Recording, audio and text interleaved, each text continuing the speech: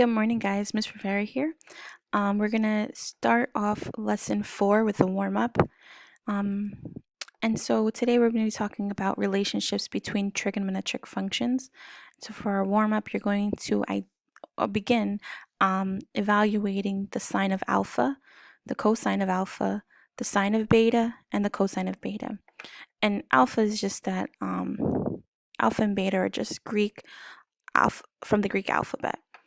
And so we'll start off with alpha. So alpha is our reference angle.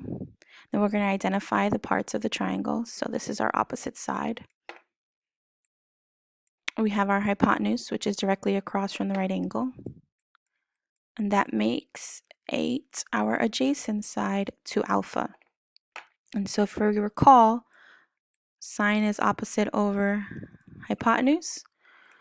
Cosine is adjacent over hypotenuse. And tangent is opposite over adjacent, or SOHCAHTOA. And so using that, what is the sine of alpha?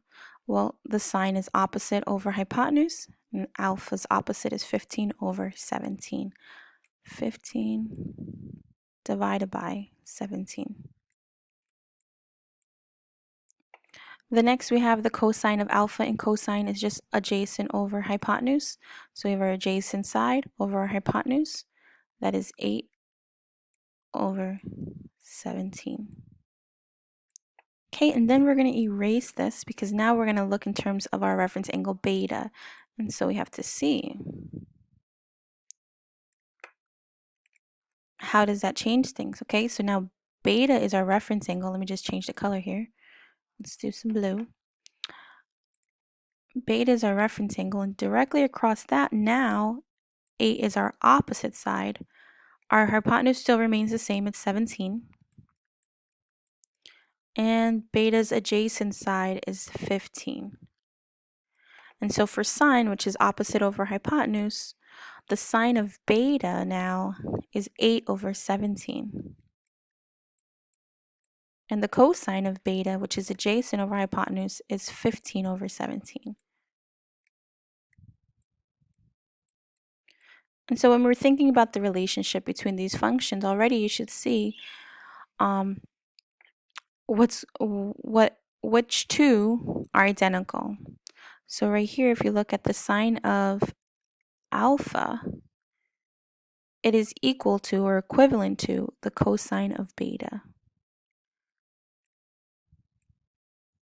You want to think, why is that? Why are these two giving you the same results? Again, you want to remember that the sine of alpha is the opposite side over the hypotenuse. And the cosine of beta is the adjacent side over the hypotenuse. And so for both, whether it's alpha or beta, the hypotenuse remains the same. And now for beta, the opposite side, well, look right here. If we're looking at beta and then we're checking alpha, the adjacent side is the same as the 8. Okay, so it just looks, it just changes our results. What's changing is our reference of angle where we're looking from, but the side remains the same. Okay, so you're going to think about that a little bit more. Why are the cosine of alpha and the sine of beta the same? And then you're going to move along. So number 2 asks, what do you notice about the answers above? Try to explain in your complete sentences what is happening, and maybe write a true equation that has both alpha and beta in it.